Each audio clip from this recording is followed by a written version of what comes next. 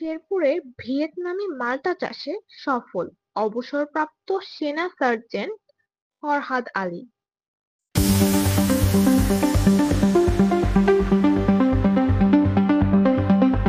শেরপুরের নকলার সীমান্তবর্তী গ্রাম আলিনাপাড়ায় ভিয়েতনামি মাল্টা চাষে সফলতা পেয়েছেন অবসরপ্রাপ্ত সেনা সার্জেন্ট ফরহাদ আলী।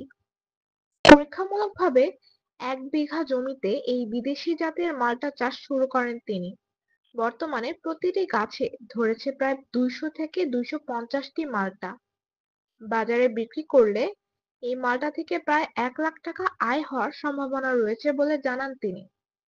এর আগে ফরহাদ আলী ৪ একর জমিতে সিডলেস জাতের লেবু চাষ করেছিলেন, কিন্তু হঠাৎ করেই মাটির ভাইরাসে আক্রান্ত হয়ে লেবু গাছগুলো নষ্ট হয়ে যায়।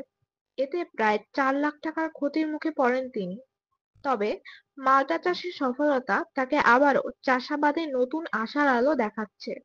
ভোরের সময় নকলা, শেরপুর। আস্তে ধীরে সম্পূর্ণ বাগান এই রোগ ছড়ায়। এই ভাইরাসটা মাটি বাহিত রোগ। এই মাটি বাহিত রোগের কারণে গাছের গোড়াটা পচন ধরে, চতুর্দিকে আক্রমণ করে। পরবর্তীতে গাছ আস্তে আস্তে পাতা হলুদ হয়। আস্তে আস্তে হলুদ হওয়ার পর প্রায় ৫ থেকে ৭ মাসের ভিতরে গাছ মারা যায়। আপনার নাম কি? আমার নাম সার্জেন্ট মোহাম্মদ ফরহাদ আলী, বাংলাদেশ সেনাবাহিনী অবসর। আপনি